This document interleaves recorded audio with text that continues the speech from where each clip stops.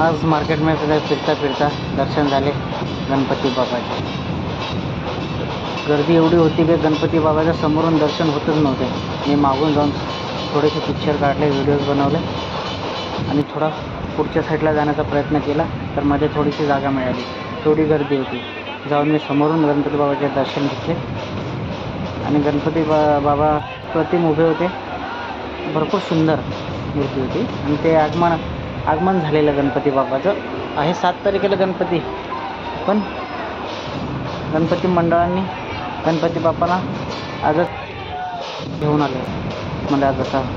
आणि ते ढोल ताशा पथकवाले एवढे अप्रतिम वाजत होते,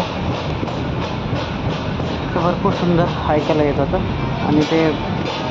आणि ते ढोल ताशा पथकवाले आले होते ठाण्यावरून आणि त्यांचा ग्रुपच मला वाटतं 100-150 जणांचा असेल आणि भरपूर अप्रतिम त्यांचा जो वाजवण्याचा कार्यक्रम आहे ते अप्रतिम मस्त सुंदर वाजत होते. थोडा त्यांचा ढोलच्या पथकांचा थोडा म्युझिक ऐकलं, एकदम मस्त वाटत होता आणि थोडं ऐकून मी थोडा बाजूला निघालो आणि तिकडचे 1-2 व्हिडिओज काढले आणि परत गणपती बाबाचा व्हिडिओ काढला. कारण मूर्तीवरून नजर हटतच नव्हती, एवढी सुंदर मूर्ती होती. थोडं व्हिडिओज काढले, फोटोज काढले. गणपती बाप्पाचे दर्शन झाल्यावर मी निघालो गर्दीतून बाहेर.